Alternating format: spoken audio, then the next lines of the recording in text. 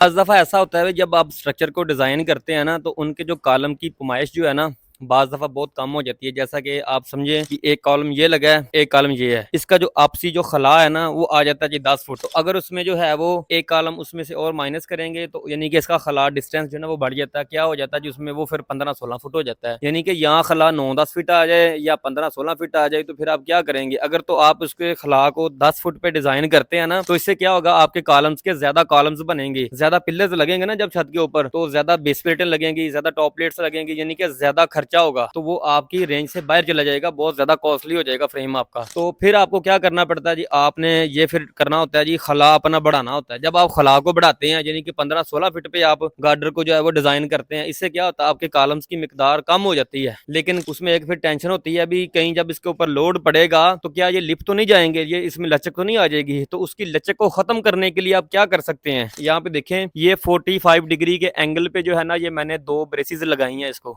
और यहाँ पे 16 फीट खला मैंने इसलिए रखा है क्योंकि ये गार्डर है जी मुगल का, फुट में 2.25 किलो वाला। इसकी पैमाइश होती है इस तरफ को 3 इंच, इस तरफ को 6 इंच इसकी पैमाइश होती है। ये फुट में 2.25 किलो वाला है, तो इसलिए इसका खला मैंने रखा है जी 16.25 फीट। उसको कहते हैं 16 फीट ही है, तो खला मैंने 16.25 फीट रखा है, क्योंकि जब गार्डर हमने इसके ऊपर डाला था ना, तो ये जब मार्केट से गार्डर आते हैं ना, तो 1-2 इंच इनमें से पैमाइश कम ही होती है। इसलिए जब भी बेस प्लेट्स की मार्किंग करते हैं, जिस तरफ आपके गार्डर 16 फुट के आने ना, अपने 15-16 फुट कर देना उसको, ताकि जब आप बाद में गार्डर उसके ऊपर डालें